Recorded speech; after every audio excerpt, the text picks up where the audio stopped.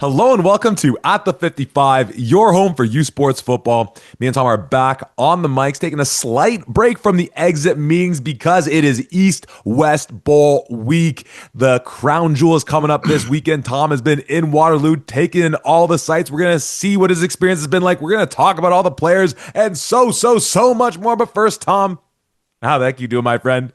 Always doing so well, my man, but especially this week. I've said it to a number of people already. East West is easily one of my favorite events of the entire year. It is such a collaboration and a celebration of football in the U Sports realm. And it is always so amazing to see so many familiar faces from not just in Ontario, but from all over the country as well, coaches and players. It's been an incredible experience, and I love it. This is one of my favorite times of year. And we're going to talk about your experiences. You're going to get the floor to kind of go over what you've been seeing, who you've been liking. We're going to do a little bit of a gimmick off the jump, talk about some of the players that are on these rosters that we like the most. We'll talk about that in a second. We'll read off the list of names. But Tom, beyond your involvement there this week, kind of just a set of eyes, seeing what's going on, tell the folks as well the role that we'll be playing come the actual game this Saturday, 12:30 kickoff, Warrior Field.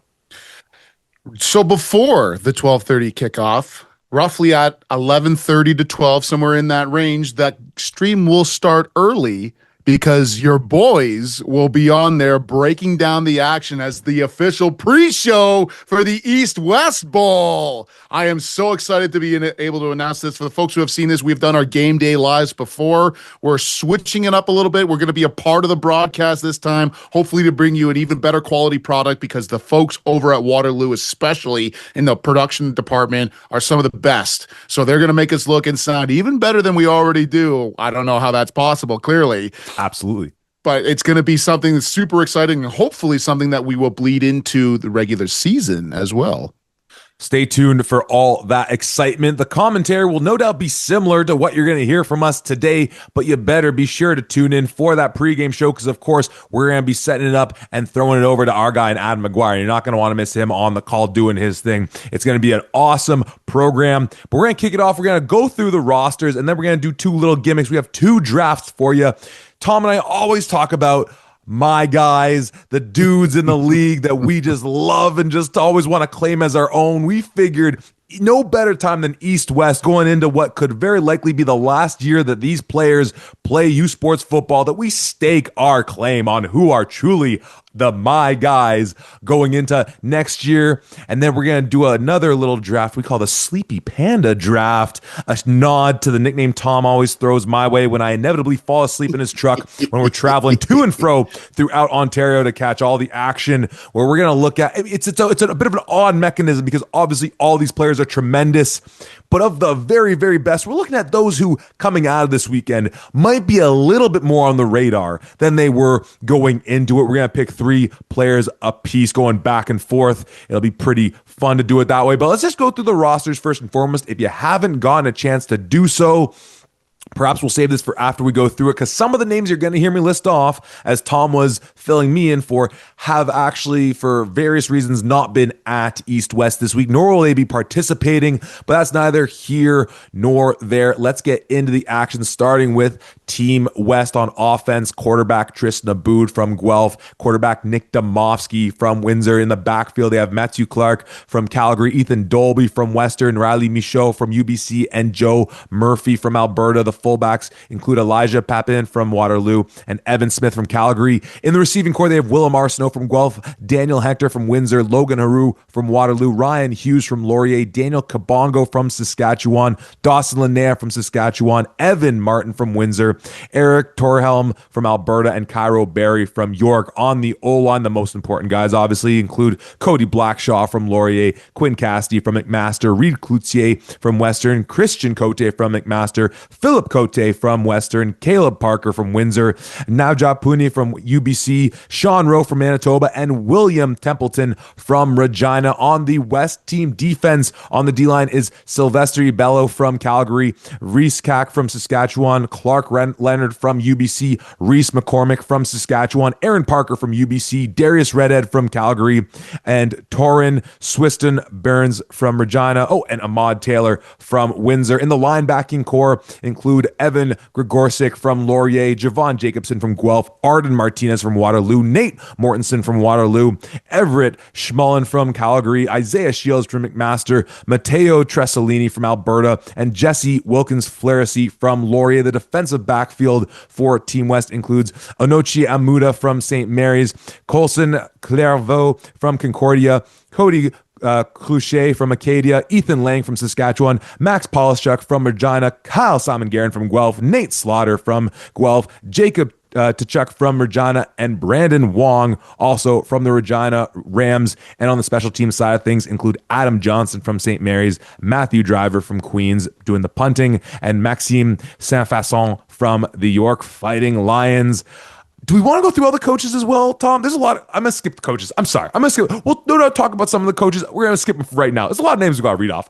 Yeah. Heading over to Team East in the quarterback room, we got Elijah Barnes from Carleton and Trey Ryder from Alberta. In the backfield, we have Soliman Kamara from Ottawa, Lucas Dembele Berthe from Montreal, Shamar Parkinson from Mount Allison, and Mathieu Roy from Laval. The fullbacks include your boy in Nate Denkers from McMaster and Ishmael Sanssouci from Bishops. The receiving core includes Chris Joseph from Toronto, Simon Larose from Montreal, Xander Matheson from Acadia, Peyton Plesh from St. FX, Aurora Poirier from Concordia, Marc-Andre Shaw from Sherbrooke, Cedric Smith from Queens, and Chandler Zinc-Marier from St. Mary's. The big dogs up front include Jacob Branton from St. Mary's, Louis-Gabriel Allais from McGill, Gavin Hemion from Toronto, Alex Hurston from Queens, Killian Kelly from St. FX, Mikael Patton from Bishops, Andrew Pilichot from Acadia, Zachary Seguin from Ottawa,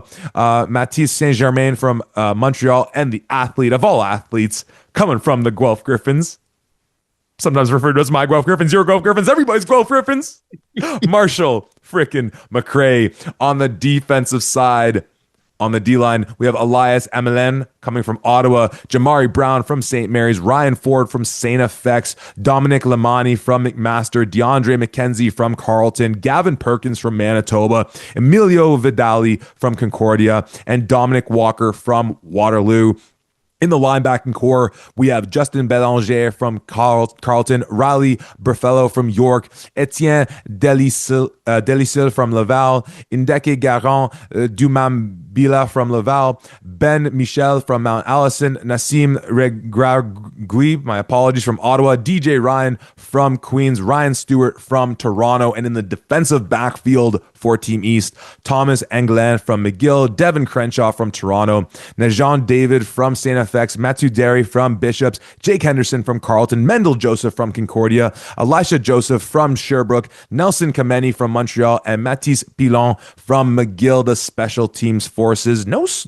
Oh, they have the kicker punter in Philippe Forteza from Laval. I thought they were shortchanging the special teamers on there. And Mark Linden handling the long snapper from St. FX. Those are your Team West and Team East rosters.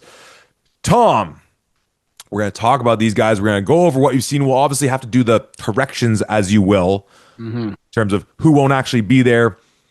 I mean, before we dive into our little gimmick here, I mean, those are two great lists of names there. I mean, just hearing some of those names, what kind of thoughts, what kind of emotions, what kind of moments from the seasons that we've seen from these guys kind of come to mind as we're going through those lists?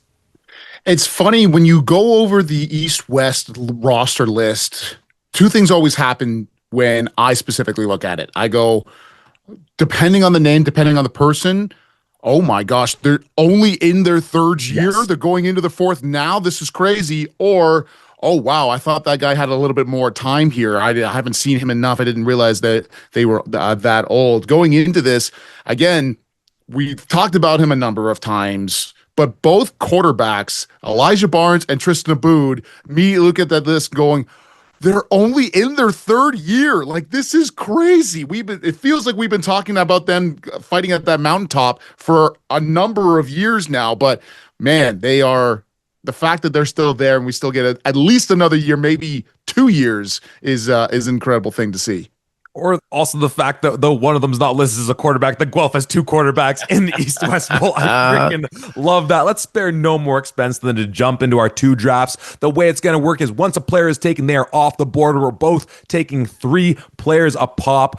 per draft. Once again, we're going to start with the My Guys, then we're going to go to the Sleepy Pandas. If it doesn't make sense, well, just hang along for the ride and enjoy the commentary. Tom, I threw this idea at you a little late in the game, so I'm going to be kind and give you the first overall pick in the 2026 My Guy draft. Tom, who are you taking first overall in the My Guy draft? So for some context here for folks, when I say I'm taking somebody first overall in the My Guy draft, that means with a list of guys that are out there in the world, when I'm out and about and people have seen me, this is the first guy that I'm going to dap up. This is the guy that I'm like, this is my dude. This is my guy. First overall pick in the 2026 My Guy draft for Team Sterling. Offensive lineman for McMaster, Christian Cote. Okay. That's my dude. Every single time I get to see that guy, it's always a big smile, a dap up. He has really impressed with his play on the field, but also an old lineman wearing the maroon. How could I not go with my dude in Cote? No, that's a great pick. I was nervous there for a while. I'm excited to see where this is going to go. I love the big fella, Toronto kid, and an O-line that, again, that I was very harsh on going a couple years ago because they were so young, but we were there for that Waterloo scrimmage, and they're really coming together, especially with your guy Woodsy anchoring it down in the middle, and obviously that D-line's getting represented here as well. I love the pick. Love seeing the O-lineman at the top of the draft. With my first overall pick in the 2026 My Guy draft. Now, this is an interesting one because on the one hand, this is a guy where, you know, I almost, he deserves to be the first overall pick, but part of me is like, you wouldn't bloody dare take him from me, but just because he needs and deserves to be the first pick, part of me is like, do I take someone else so I don't risk you taking some other guys I have on this list? Everyone knows he's my guy. I declared he was going to be a future MVP of the OUA. Of course, my number one pick is my guy in Elijah Barnes, the southpaw, hailing from Hamilton, doing his thing for the Carleton Ravens. He is going to put on such a show. And, you know, again, this is to no shot at the offensive minds in Carleton, but I'm really, again, we didn't go through the full list of all the coaches there, but I'm really liking the idea of him in a Jamie Cook offense. Then to just sling the ball around with some of those receivers out there. Obviously, they're going to rotate with the two quarterbacks, but obviously, my guy is Elijah. He's been my guy. He will be my guy in my first overall pick. Tom, take us into round number 2. For round 2, and again, to kind of preface this, if I was really being honest with my guys, I could just fill this list with all the Marauder boys and as I'm going, but I'm not just going to do that. And I'm going to broaden my horizons, not just to some other guys on another team, but to the other side of the ball. In the second round, my guy for Team Sterling, Ethan Gregorsich,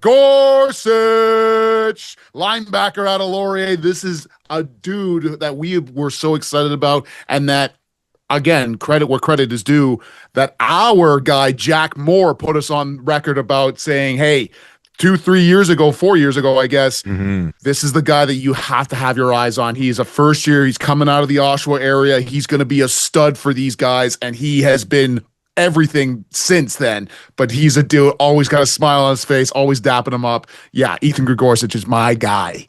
Love the pick. Anchoring down one of the best defenses in all of you sports. And I'm also flipping over to the other side of the ball. And I'm going to take our first non-OUA guy off the board who also anchors down one of the top defenses in all of you sports, coming from the Regina Rams. Give me Mr. Brandon Wong out of that defensive backcourt.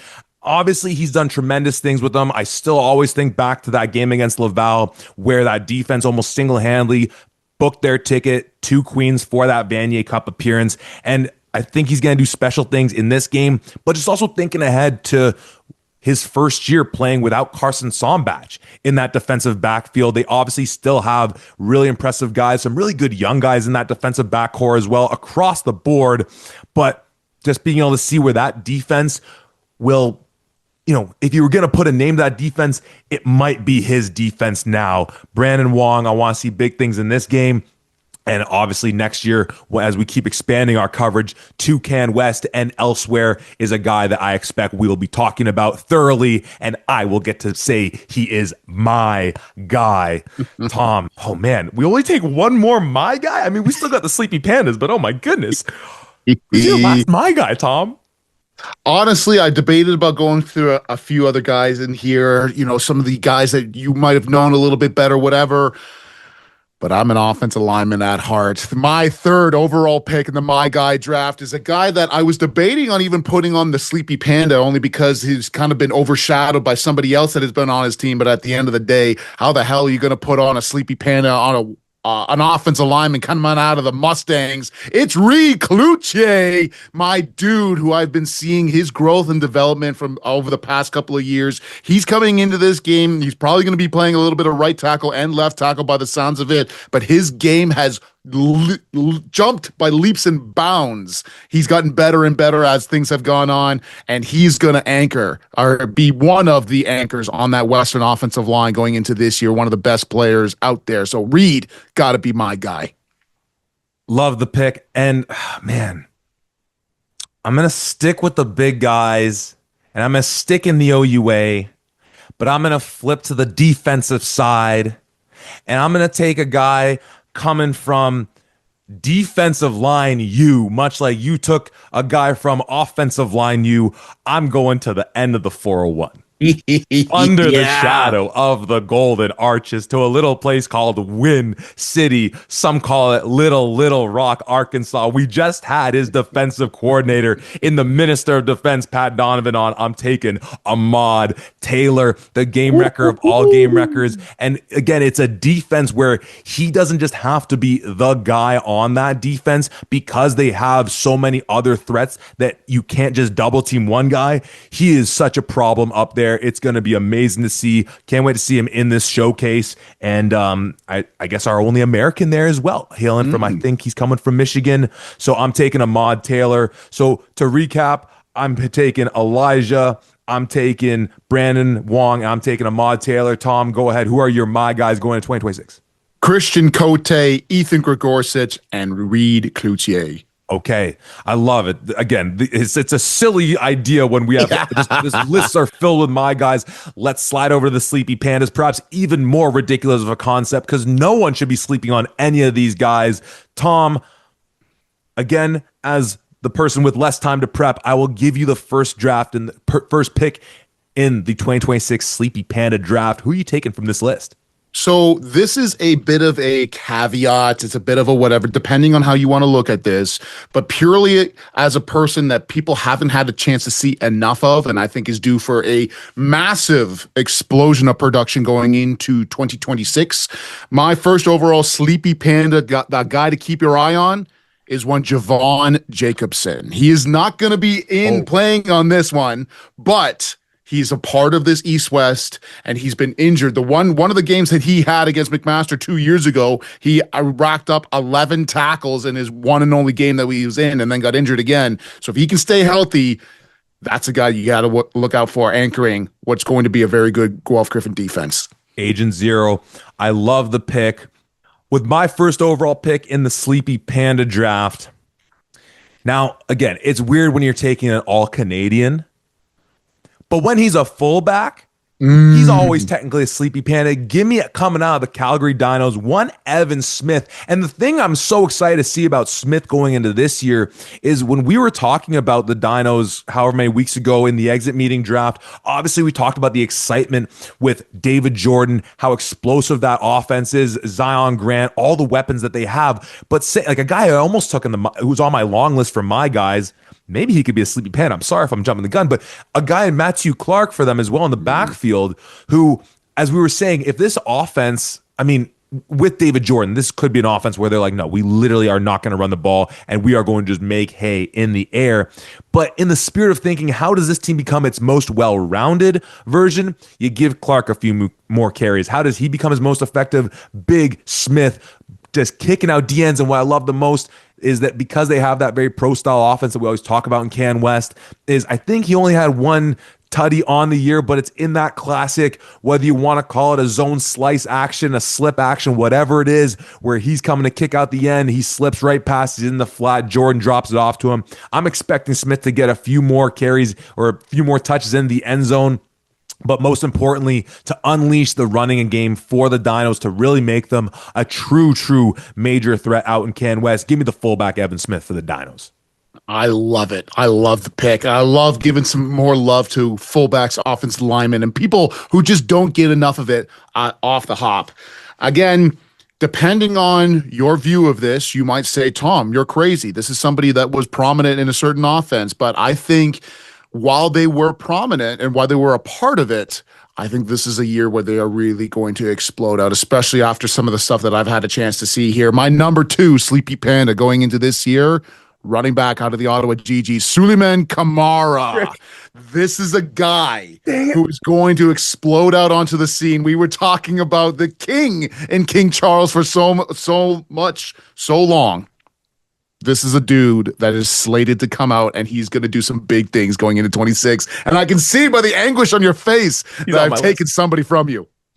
Oh, man, he was in the middle of the list. So I'm like, if you take some of my guys, maybe he makes his way over there. I love it. I love the pick. Oh, where do I want to go? I got it. Hold on. Okay. All right. Here's what I'm going to do, because we haven't shown any love out east yet.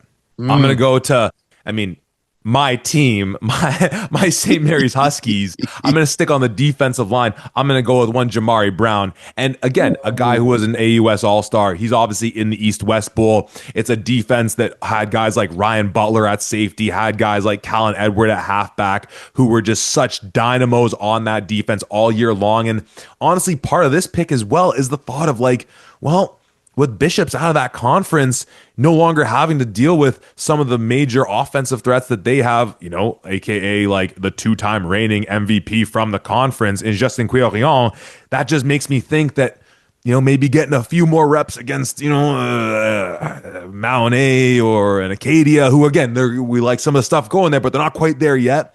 I think those numbers are going to jump up, and similar with the Ahmad Taylor pick, because there are other just dudes on that defense to begin with. I think it allows Brown to be on a bit of an island at times, and I think he's going to eat up some O-lines. Give me Jamari Brown as my second overall pick here. Tom, final pick of the 2026 Sleepy Panda draft. Where are you going, sir? It might show a little bit of bias here because my guys are all from the OUA, but again, taking a peek at some of these dudes, seeing the production in this game or in this week, and especially if there's a guy out there that knows a little bit about defenses and especially about linebackers, I would say it's our guy in K-Mac. Ooh. And when I get a chance to talk to him before this and he raises his eyebrows at, so this guy's really impressed me, that puts me on notice. And again, a guy that has been in, but certainly has been overshadowed by some of the other big names that have been out there, including one of the guys that I listed as my guy. Give me linebacker out of Laurier, Isaiah Obiora, as a Sleepy Panda going into this one. He has really impressed the right people at East-West. I think he's going to be more and more involved in this. And again, a linebacking crew that saw the likes of Josh Connors, Ethan Gregorczyk, Jesse Wilkins-Flaherty, and a number of other dudes in there. And on that defense, he obviously was still a part of that team, but I think got lost in the wash a little bit with all of the other big names that were out there. I'm expecting this year to be a huge year for him. He's going to blow out on the scene here, whether it's just purely on specials or on defense, whatever. You and I are going to be calling that name a whole lot more. Okay. No, I love the pick. And again, just the system gives so many opportunities for him to shine. At first, when you brought up K-Mac's name, I thought maybe you were going to take the guy where I think I'm going to go with on this one. And his old saying, you can't teach size, you certainly can't teach height. So give me the meme god himself. I'm not talking about our boy Dakota Vine. I'm talking about the guy who's up there at 6'7", Dominique Walker on the D-line for the Waterloo Warriors. And again, part of it comes down to the system with K-Mac and how he utilizes a guy like Michael Omaseni, sending him downhill constantly, where the inverse is true, where you always talk about when you teach double teams on the O-line, hey, look, you got to handle the first level defender, and then the second level linebacker triggers when you climb up to that next level. When it's a guy like Agent Zero for Waterloo up there, sometimes you're just having to say, all right, look, you're just going to have to solo this guy down here because we got to get up and get hands on the guy who's truly anchoring that defense. So similarly with the Jamari Brown pick and with the Ahmad Taylor pick, guys who just have dudes around them to be able to really open up some lanes for them. And again, just like the thought process of what a fully formed Dominique Walker, maybe pardon me, I'm thinking like a guy with the last name Walker in a K-Max system going back to my time who, maybe caused some nightmares to your O-line. Shout out to Cam Walker, Dino, thinking about that. So I'm going to go with Dominique Walker. There's so many other great names on here, but luckily that's not where the conversation ends, though that was a lot of fun. I think we'll have to do something similar maybe as we approach the start of the regular season, but that's our team, my guy, Team Sleepy Panda, for the 2026 East-West Bowl going into next year. So, Tom, the floor is yours now, my friend. You've been there. You've alluded to some of the guys who haven't been there. Obviously, folks will want to know who they won't be seeing on Saturday, but you've been out in Waterloo for the last couple days. You've been fighting the traffic. You've been a soldier of all soldiers to make it back home, to join us on the pod, to regale folks with all the information. So the floor is yours, my friend. Take folks through what you've been seeing, the sights, the smells, the interactions. Talk to us about East-West Bowl.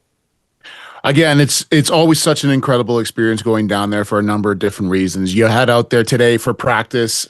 Always on Wednesdays of this week is their crossover period where Team East and Team West, who have been practicing by themselves, getting used to everything, now they come together. They're doing some one-on-ones, they're doing some skelly, and they're doing some inside fun, as we like to call it. It's some of the best times ever. But again, you're seeing these guys, and one of the best parts about this is that you see, here's some combinations of things. Here's a combination that we didn't expect to have so much damn chemistry. But while I didn't get a chance to specifically see it, because I guess the biggest example of that was day one, I had not one, not two, not three, but four East-West coaches come up to me and talk to me about the dynamic between Tristan Abood and Ryan Hughes. The two of them hooking up together, throwing and catching, one of the best combinations that they said they've seen all week long. And both of them, I had a chance to talk to both of them as I was leaving today. They looked over at me and they go, yeah, it wouldn't have been fair for the rest of the league if we were both on the same team. It just wouldn't have been fair. It was unbelievable. Again, coaches bringing this up, not just players talking about this, coaches talking to me about, oh my God, you got to watch out for this going into this year or this game, and just that connection. What does that do to your brain synapses? How excited does that make you? Well, gosh, I mean, I was kind of hoping you were going to say Willem Arsenault because, like, obviously I want to know how that duo is looking and improving going back into the season for next year. But yeah, I mean, this is the great thing of East-West is that we get to essentially see like fantasy football of youth sports and like all these what ifs that we talk about, like things such as like, here's a great example. Like, to me, I was kind of playing around with maybe there was another version of a draft we could do or a way to frame the conversation. But like, who are like the crock pot guys, the guys that maybe are under a little pressure? Because one of the guys, to be like, not to move off what you just brought up there, but like, I think about a guy Nick Domofsky. And then on the flip side, I think about a guy in Daniel Hector as one of his receivers, where like, again, these are the best of the best. But if Hector all of a sudden is playing the best football that we've seen in his time at Windsor, like, again, this isn't to take a shot at Domofsky. He's got the honor of being here at East-West. We obviously know the potential, and we know that, like, we were kind of alluding to it when we were talking with Coach Donovan. We were keeping that a little more defensive focus, but like, he is the thing that will unlock this team to be they are a Yates Cup contender.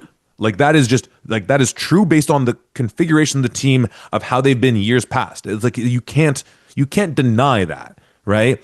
But from just contender to maybe even like favorite in a year where, because of the moves we've seen with what happened with Laurier and some of our thoughts on Western and things are going to change there, and Queens and some of those guys in the defensive back end and how Guelph's banged up. Like, this is a situation where, on the one hand, yeah, if we see Hector really ball out, getting reps from Tristan Abood, who, as you're already mentioning, has great connections with Ryan Hughes, which, as much as we want to talk about the fantasy football of it all, we also talk about all the time that connection between a receiver and his quarterback when they actually get reps consistently. This is why we don't love it when teams make these switches.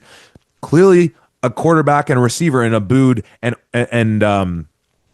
and Hughes have been able to figure it out where they don't play together at school and they're looking sharp. If now all of a sudden Abood and Hector are looking nice, and Domofsky's throwing up balls to again, guys like Willem Arsenal and Kabongo and Hughes, and it's not clicking. This is going to be an interesting conversation to talk about Windsor coming out of it. So I'm excited that you brought that up, because on the flip side, this could be one of those pressure cooker situations for some of these guys. Not to single out the Windsor guys, but those are just kind of the ones that jump to mind. Certainly. And again, it's one of the best for a number of reasons. I've said this already like 3 or 4 times on this podcast alone, but I love East West Week because this is also a really great time for people to understand the competitive spirit that each guy has, because there is no bad player on the field. There's only good competition. And so that's a positive in the fact of, the guys that you're playing with. Obviously, the guy right next to you is an all-star caliber, oftentimes an all-Canadian or a conference all-star at least that you're playing with. But that also means on the other side, you're playing against that same kind of caliber. And some guys can shriek to that challenge, and some guys can rise to it. And I've seen a number of dudes that are doing that. One of the names that got brought up to me as a guy who is rising to that challenge is Nick Domovsky. He's a guy who has been growing and throwing and really testing the limits here, trusting his receivers, pushing the ball down the field. So I love to hear that kind of feedback about a dude that we are challenging to be that guy that Windsor needs him to be to get them over the hump and into a Yates Cup championship for the first time in so many years. So to see him and his progression obviously has been great. But again, for the folks who have been listening here, maybe this gives you a little bit of a sense of why I was so excited to see this. But from an offensive line standpoint, I'm looking over at Team West, and at one point in time, left tackle, Reed Cloutier, left guard, Christian Cote, center, Cody Blackshaw, and I'm going, oh, baby, run behind that left side, let's go. But again, a combination of dudes that you get a chance to see them all working together and moving big bodies up front, which was incredible to see. But one of the more impressives of a group of people, and again, I'll pass this over to you just for the list of names and purely the guys that you read off. Team East, that running back room might be one of the very best. Suleiman Kamara, you got guys like Lucas Dembele out of Montreal. Like, the guys out there looked unbelievable. And obviously the big boys up in front of them doing their thing as well. But man, that's an exciting group to take a peek at. Well, and obviously, again, with your guy Nathan Dankers in that fullback position, that's massive. And when it's Elijah, again, his impact with his mobility is major, not just what he creates for himself, but in how it opens up the offense for the running backs as well. I want to stay on Team East because I want to bring up another kind of interesting development, thinking about a player and like competition in his own backyard, where, and it's sometimes weird where players end up on certain teams, like it's East and West, but then we got guys in Can West on the East and East side on the West. It doesn't really matter. But we do have one Trey Ryder with Team East in the quarterback room, with his head coach in Stevenson Bone, with the quarterbacks. So, like, I'm sorry to like kind of poke a little fun at it. Is Eli Hetlinger just like at home being like, come on, Elijah, let's go, Elijah, like go kick some butt, Elijah? Because man, like we went through the numbers when we did the U of A podcast a couple weeks back, and it was pretty neck and neck, not just in terms of the reps, but the production. You're putting Ryder on the stage, and again, similar with the Domovsky thing, it could be a situation where not even necessarily by proxy of him just having improved that much more, but getting to see him throw it to like, you know, maybe the fastest man alive, Chris Joseph, or Vanier Cup champion and Simon LaRose, and being able to hand it off to some of those guys you mentioned in Dembele and Kamara and Mathieu Roy, and just getting to look like an absolute beast, perhaps in the way he doesn't when he's just at a U of A practice. Again, no shot at those guys, but like, again, the potential for really looking like an all-world player, certainly the ceiling lifts. But then on the other hand, if with all those, and again, he's playing against a defense that, as you alluded to, is filled up with just as many studs and stars. But on the other hand, if he doesn't step up to the moment, that's maybe one of those situations where, is it fair? Is it the right thing? But Bone is there watching him, coaching up, getting this extra work. My heart goes out to Eli. Like I don't know what he's saying during East West, but I hope he's. Hey, Eli, if you're listening, man, first and foremost, thank you for listening. To everyone who's listening, tuning in, wherever you're listening, however you're listening or watching, thank you as always. Just skip East West. Just go, maybe go up in the mountains, Just Yeah. enjoy, being out in God's country out there in Alberta. That I think is also something that's very, very interesting. Again, for a team in U of A in a conference like Can West, where things can flip flop and topsy turvy year by year like that. Certainly. And when you get an opportunity, like you said, to get the very best competition and the very best coaching and the very best of all of this aspects of the game, you can't help but to get better and better and better as people have been going through. Um, so yeah, I think that's an incredible point. And in the same vein of this, while it's not directly head coach in that kind of scenario, but like Elijah Barnes being out there with Tristan back at home as well, watching this, being like, if he really starts to showcase himself and start to do something, because I did see, you talk about a Tristan Aboud and you talk about a Ryan Hughes. How about Elijah Barnes and Jackson Stebbings and the connection between those guys? Again, Laurier receivers, my God, are they good? But going through a little bit of team on air period here. Elijah throws up a ball. And again, we were trying to get on the same page in terms of how routes are being run and everything. I think Stebbings has a bit of a post. He could keep it skinny. He could flatten it out. And so Elijah throws to flatten him out. And Jackson Stebbings, without really missing a beat, reaches out, one hand grabs it, and keeps going without really breaking his stride. And you go, oh, yeah, that's a pretty good player that those guys are playing with. So that'll be another one to really look at and to see how well that's been going. But again, like the dudes from Montreal, and again, calling out offensive linemen, Matisse for Team East. The dude feels like he's 6'8" at that right tackle position, but moves incredibly well. Obviously has a Vanier Cup under his name and what he was doing here. But man, when you take a look at what he's been able to do here as well and anchoring on that Team East offensive line, I think that's going to be an incredible piece to really look at and to see. A big asterisk, I guess you can say, or something to keep your mind on as well. For the first time in however many years, no Laval offensive linemen. Now, I don't think that has anything to do with the quality of offensive linemen that Laval has. I think it's more so to do with the fact that, like we were mentioning, spring camp is happening right now for a number of these teams across the country here, and especially for the teams out in the RSEQ and in the Can West. That's a difficult position to put yourselves in. Do you want to send your guy off to East West so that he can get exposure in front of CFL scouts and get his name on there? Or do you keep him in-house so that you can continue to focus on your team and getting ready for the 2026 season? That is a question that a number of other schools, and especially in the RSEQ and the Can West, have to answer, whereas the OUA, and I believe the AUS as well, but I could be wrong, but they do their spring camp before East West happens.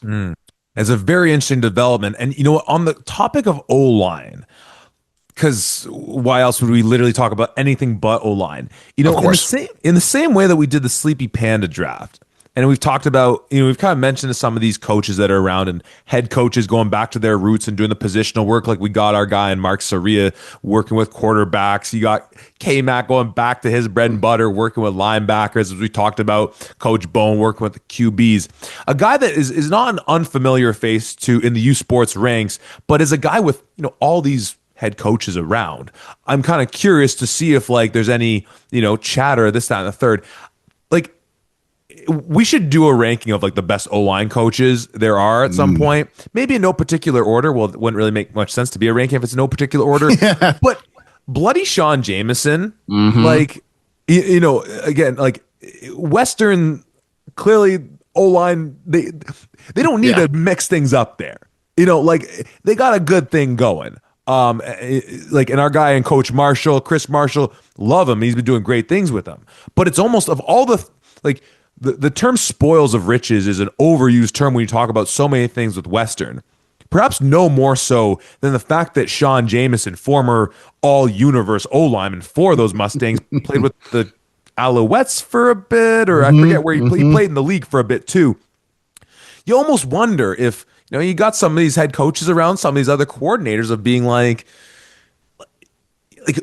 eventually he's going to be, if not eventually maybe an offensive coordinator, like just the offensive line coach for a team. Perhaps it will be at Western, but like, I don't know what their plans are, if they're going to move off Coach Marshall at any point, if he has other plans. That's a name in the mix here as far as kind of younger coaches who eventually we know will make that jump forward, that will be very kind of interesting to watch. I almost wonder, if I'm trying to think of who else from the Western contingency is around, if they're kind of always going to be like locking arms with him, and just like if another coach comes by, just like no, shoo. Because like again, when you talk to people in the London community and with the Western community, like he is such a major part of what they're able to do.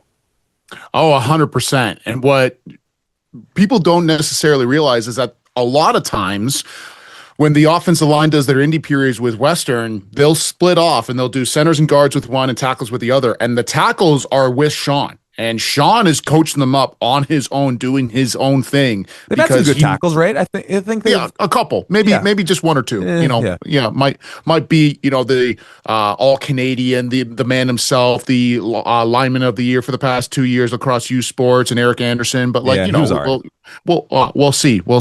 But again, he's coaching them up. A guy that I've had a chance to recognize and to see over these East-West a couple of times and pick his brain and understand his unbelievable knowledge of offensive line play as well is the other guy on Team West, in Adam Placetti out of Calgary. The two of them together coaching up the offensive line is an incredible thing. And then you look over on the other side and it's our guy and Coach Scotto from Laurier and Dave Vandenhuven. From St. Effects. And those two guys know their stuff as well. So it's an incredible time to really be a part of this and soak it up and whatever. But I love the fact that you brought up coaches on these teams and everything else. There was probably no other guy that I saw with a bigger grin on his face because he gets to be a positional coach than Dexter Janke coaching up the Team East running backs. I had a chance to talk to him after the practice as well. He's like, "This is the best ever. I get to be a coach again. I get to be a position coach, really mixing it up here. I love this so much." And again, when you've got a position group like the Team East running backs that we went through, how could you not be smiling ear to ear with all of the guys? And of course, the same thing with the offensive lines and everybody across the board here in this East-West. But this is the purest form of, my God, I'm a kid in the candy store. If I tell a guy, "Hey, I want you to use your technique like this," or "I want you to step like this," he does it immediately. There is no extra coaching because all of these guys are that good. So seeing some of the smiles on some of these coaches' faces because they get a chance to coach these guys is obviously one of the other best parts about this. Well, absolutely. And on that coaching staff along with them, in different kind of capacity, but out of Carleton, love seeing Tunde Adeleke, obviously all-world defensive back for them. And, you talked about how good Aboud was looking with Hughes and that Demovsky was looking really sharp and that Team West offense was looking really good. Talked a bit about defensive backs, obviously me taking Brandon Wong, number 2 on my board. But in terms of the Team East defensive backfield, a guy I was really close to taking on the team, my guy, and I didn't think it would be fair to take him as a sleepy panda, was Mendel Joseph out of Concordia, the 2-time All-Canadian.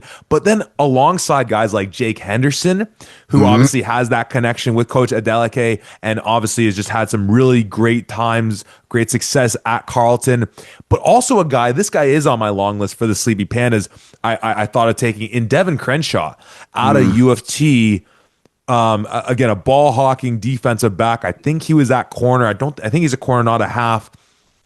And again, not to undersell the other guys in that defensive backfield. I mean, switching gears, but sticking with U of T, I love that Ryan Stewart is on this team. I mean, he's just a menace in the middle for U of T on defense, and I expect nothing but that in this game as well. But just those 3 names in specific, again, I think anchored by Joseph, but what we've seen out of our OUA guys and Henderson and Crenshaw, as well as guys that I feel like we talked about Jake Henderson a little bit more over the last couple of years, especially with how banged up that Carleton defense had been, and just by proxy him having to step up a little bit more and get those opportunities. But a guy in Crenshaw as well for a U of T defense that's gone through a bit of transition with the new DC coming in and a team that's obviously still trying to find itself. A guy that's been consistent with them. Excited to see what he does. Yeah, 100%. And again, maybe the connection needs to be made as well. But you talk about a coach who's been coaching them up. You got a defensive back coach, Jermaine Gabriel, along with Tunde Adeleke as well. And let's not forget Coach Gabriel out of St. Mary's. Those St. Mary's teams over the past couple of years have been in the top 3 for interceptions on the year. So whatever he's teaching those DBs has got to be meaning something to him. So the fact that they get a chance to learn from a dude like him who has had his team at the very top end of those turnovers is another huge advantage going into this one. And again, we've talked about all of the coaches on these lists are nothing to sneeze at here. I think it's worthwhile to go through the coaches' ranks now because we've been calling out a few of them. You did all the players. I'll handle the coaches. Team East staff, head coach Steve Snyder out of Queens, offensive coordinator Jamie Cook from your York Fighting Lions, defensive coordinator Will Mulligan out of Mount Allison, special teams coordinator Mac Holliday from Carleton, special teams assistant coach Nick Libertor from Queens. Offensive line coach Dave Den Hevel, excuse me, I know I'm butchering that, but apologies, Dave. Offensive line coach Zach Scotto as well. Wide receiver coach Dan Francis out of Toronto. Wide receiver coach Nigel Williams out of Windsor. One of the running back coaches, Dexter Janke, head coach for the York Lions, and Nick Libertor also bringing back in the running back room from Queens. Quarterback coach Stevenson Bone, head coach for the University of Alberta Golden Bears. D-line coach Charlie Taggart, our guy from Queens, also somebody who has just recently gotten a fairly significant head shave, no longer rocking the mane anymore, which took me a second to recognize the man, but that's something that you can look forward to as well. Still always a good-looking dude. Linebacker coach Christian Carrata out of Laurier. Linebacker coach Paige Hamilton out of McMaster, defensive back coach Jermaine Gabriel out of St. Mary's, and defensive back coach Tunde Adeleke from Carleton. That is your Team East coaching staff. Going to the West, head coach Scott Flory from the Saskatchewan Huskies, offensive coordinator from those same Huskies, Mason Nias back again, defensive coordinator Chris Anstey from Calgary, special teams coordinator Alex Penz out of Windsor. Hell of a guy, hell of a coach. Special teams assistant coach Sierra McPhail from University of Waterloo. The O-line coaches, like we've been mentioning, Adam Blissetti from Calgary and Sean Jameson out of Western. Wide receiver coaches Jason Lambropoulos from Waterloo and Cam Davidson, formerly from Queens. Running back coach. Now, though. Yes, now at Mount A. Running back coach Joe Demore and Sierra McPhail, one out of Guelph, one out of Waterloo. Quarterback coach Mark Soria, head coach for your Guelph Griffins. Defensive line coach, legendary CFL Armando Sewell from the University of Alberta, and Kyle Stroder from Regina. Linebacker coach K-Mac out of Waterloo, and your defensive back coaches Jordan Lieberman from Alberta and Mike Domenko from Windsor. That is your Team West coaching staff. Beautiful job, Tom. I mean, at this point, like, I don't think there's anything left in the kitchen to bring out that we could set the table with that much more. I mean, I love getting to watch your guy Dominic Lamani up and close when we were in Waterloo a couple weeks ago. I'm excited to see him in this game. Also, just because of the fun-loving energy he brings to the game. And I think that'll be a great sort of presence to have in there, in addition to just him being a baller. Also, you know, I know you have a last thing you want to bring up as well. I do love the fact that, not to like blow smoke up our own arses, I love the fact there are names on this list that I do not know at all. And I say all that to say that, like, not that I know every team across C to C to C, but you'd think at East West, you'd know most of these guys. And I'm assuming that if I actually went through and measured them off, it'd probably be around 85% that we know. But as far as the sleepy pandas, there's even sleepier pandas that I don't even know about that we're going to be able to see do their thing on this game. It's been so amazing. So, Tom, what else do you got for us?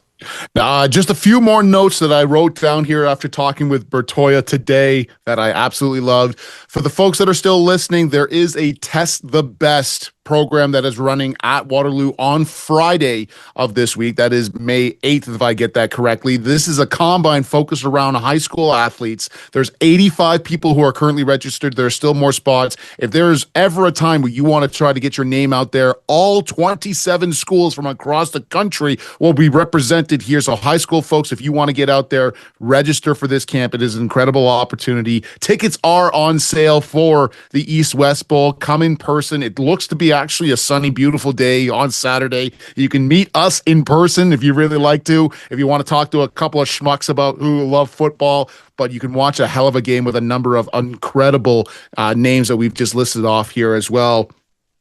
Something that I thought was really amazing that I wanted to bring up here as well. Folks from the CFL have specifically spoken to Chris Bertoia with the CFL season that's changing this year, and more changes that are not this year, but in future years, with it starting on May, the May long weekend, and however you feel about 8 out of the 9 teams getting into the playoffs and all of that fun stuff. The fact of the matter is, because of where the East-West Bowl is typically played on the first week of May, that would be a week or two into their training camp season. It would be really easy for the CFL to be like, hey, you're on your own. We're out. These guys have said, how do we keep this going? What's the best route to make sure that we still have CFL presence at this and wanting to still be a part of this and support it, because they love this showcase so much, which I absolutely loved, and I wanted to say that. Again, a massive, massive shout out to the Waterloo staff, to the head coach Bertoia, to the coordinators and Coach Conway, Coach K-Mac, and to the entirety of that staff and the athletic department, everything. What they do for this sport and what they do for the East-West cannot be understated. Those guys are incredible, and if no other reason, a big showcase into this. I believe it'll be either tonight or tomorrow night. There'll be a big a night out for all of the team East-West Bowl athletes that are here. They're going to go out bowling, and they're going to do a bunch of stuff on order here, because again, we're offensive linemen. We love food. Let's go. 20 orders of large nacho trays, 20 large pizzas that are out there, and the real kicker, 1,250 wings have been ordered for the boys out here as well. They're going to be out bowling. They're going to be out doing their thing. But again, a fun little tidbit at the very end of it, but a massive, massive shout out to the entirety of that Waterloo staff, between K-Mac and Bertoia alone, with all of the stuff that they've done both at Western and at other places. This is like their 9th or 10th combined year doing East-West in some capacity. So what they do for this game and this program is nothing short of incredible. And I want to make sure that we end off every time with thanking them and the athletic department for Waterloo for helping to keep this going for the past, 3-4 years now? And of course, to the special assistant to the head coach, Marianne Flippin Vaughn, holding it down as always. So stoked to see her. She's such a lovely presence to be around. And yes, I echo everything you said. Waterloo region does football so right. That place is going to be packed. I'm sure we can tag the link where you can still buy tickets if they're still even available in the show notes and on the YouTube feed for this one. Again, tune in via the Waterloo Warriors YouTube stream to catch us on the pregame show around 11:30, throwing it to Adam McGuire in the booth to then bring you the actual game. And of course, that event you mentioned on Friday, if you're in the Waterloo area, that sounds so sweet. I wish I was available to be out for that one. But Tom, I think there ain't nothing to it but to do it. We have a few more sleeps left until it's East-West Bowl, one of the great days on the U Sports calendar. I can't wait to be there with you, talking about it, setting it up, and then no doubt next week as we get back into our exit meetings, breaking it down. So tune in for all that, and as always, so much more next week right here at the 55.